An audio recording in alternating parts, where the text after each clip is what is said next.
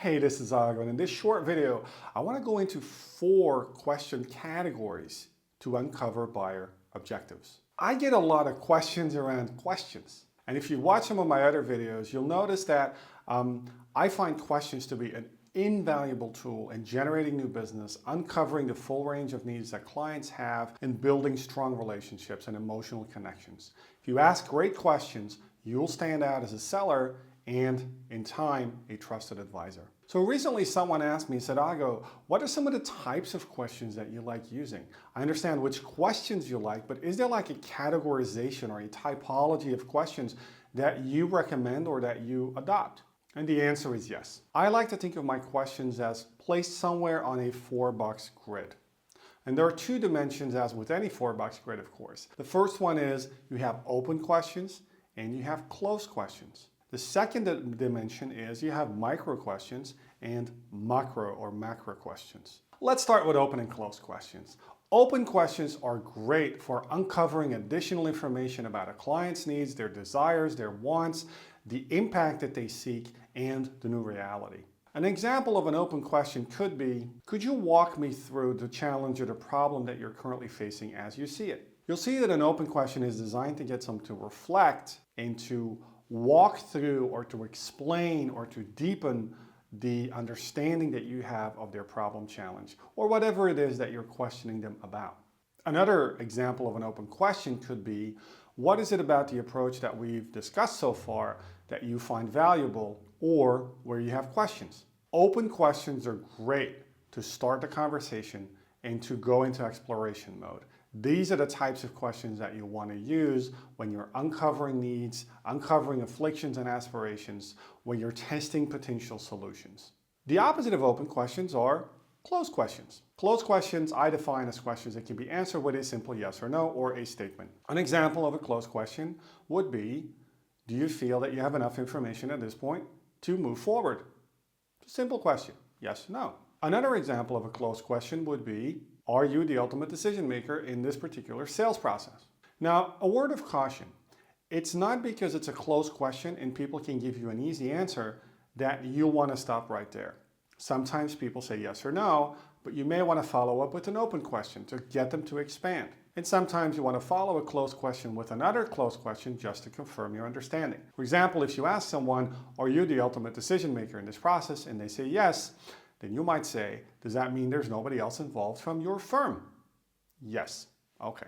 Now, in addition to open and closed questions, and again, open questions are questions designed to uncover information to get a buyer to open up and talk in broad terms about their afflictions and aspirations, and closed questions are designed to validate scenarios or to get yes/no answers. But in addition to open and closed questions, there are also what I like to call macro and micro questions. Now, these questions are great. And the reason I love them so much is they allow you to take a conversation literally to a whole new level. Macro questions are designed to talk about and look at the big picture. Macro questions are great in situations where you're concerned that you're being bogged down in details that ultimately are immaterial without having covered the larger picture. Let me tell you what I mean. A lot of us, sellers and buyers alike, have a tendency to go into operational mode pretty much immediately. We like to talk about concrete solutions to a problem and test and validate scenarios right off the bat. You can only do that once you've done a thorough needs discovery and once you've clearly understood what is it that a client seeks as the ultimate outcome or benefit or objective for whatever it is that you're offering. So if someone says, you know, I'd like to adopt this approach and I feel comfortable with that and I'd like to move forward with that, a great macro question would be, well, let's think about where you want to be after this project is over. Let's imagine this was a resounding success. What is it that you would see differently and how would you know it's been successful? That's an example of a macro question. You can see how this takes everything up to a completely different level, which is much higher. Another example of a macro question would be, I'm just curious, can you walk me through, can you help me understand how this ties into your overall corporate objectives or strategy? It's another example of a great macro question. Now, the opposite also sometimes happens. A lot of people or some people have a tendency to stay at that high level, but they're not able to take it down to a detailed, practical, operational level. In those cases, you want to use what I call micro questions. Micro questions are designed to go to a lower level detail level. a lower level detail level, to a lower level of detail. Micro questions are questions that get you to validate potential options in terms of implementation, for example. A great micro question would be, I understand how this initiative would support your corporate strategy, but let's talk about implementation for a second. Who do you see as the first team or division that should be taking this forward?